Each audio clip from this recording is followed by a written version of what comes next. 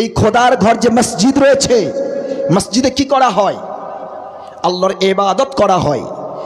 মসজিদ খোদার ঘর। মসজিদ শব্দের অর্থই হলো সাজদাগাহ, যেখানে সাজদা করা হয়, যেখানে কি করা হয়? সাজদা করা হয়, যেখানে আল্লাহর ইবাদত করা হয়।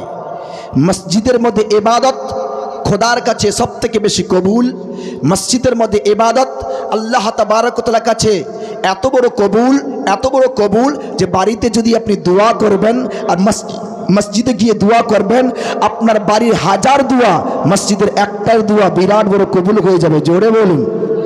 আর একটা কথা, মসজিদ এই জন্য বলছি যেহেতু মসজিদের আলোচনা, আমি যদিও অন্য বক্তব্য রাখবো, কিন্তু তার পরিপ্রেক্ষিতে আগেই আমি কিছু কথা বলে দিচ্ছি যে মসজিদ যে খোদার ঘর, এই আল্লাহ তাবারক ওয়া তাআলার ঘরের যে ইট, এই ঘরের যে সিমেন্ট, এই ঘরের যে টাইলস, এই ঘরের যে আপনার লাইট, এই ঘরের যে আপনার রয়েছে কি বালি, এই ঘরের যে পাথর, এই ঘরের উপরে যে লাগানো যা কিছু যাবে, এখানে যা কিছু খরচ হচ্ছে, বলুন তো বাবা, মসজিদের ইট আর আপনার নিজের বাড়ির ইট দুটো সমান হবে?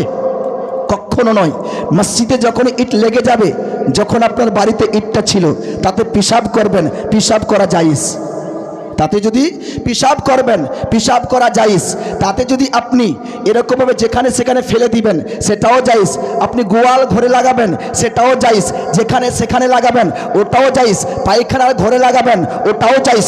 কিন্তু যখনই একটি ইট মসজিদে লেগে গেল, মসজিদে লাগার পরে সেই ইটকে আপনি আর পায়খানা জায়গায় লাগাতে পারবেন না। যখনই একটি ইট মসজিদে লেগে গেল, সেই ইটটা আপনি খারাপ জায়গায় ব্যবহার করতে পারবেন না।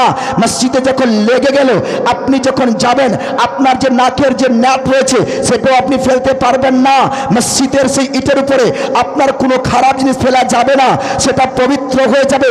এমন পবিত্র, এমন পবিত্র যে মসজিদে যখন লেগে যাবে, মসজিদ বলে ঘোষণা হয়ে যাবে, ওই মসজিদকে আপনি নাপাক অবস্থায় ছুঁইতে পারবেন না। কথা বলেন ঠিক কিনা বাবা?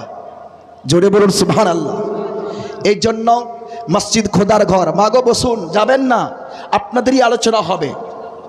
আমি শুধু ইন্ট্রোডাকশন দিলাম মসজিদ সম্পর্কে এই জন্য যে মসজিদ যে খোদার ঘর, যার উন্নতির জন্য আমরা এখানে আজ এসে হাজির হয়েছি, যে আজকে আমরা এখানে কিছু দান খয়রাত করে সেই মসজিদের উন্নতি করব আর সেই মসজিদকে আরো বড় করব। জোরে বলুন ইনশাআল্লাহ।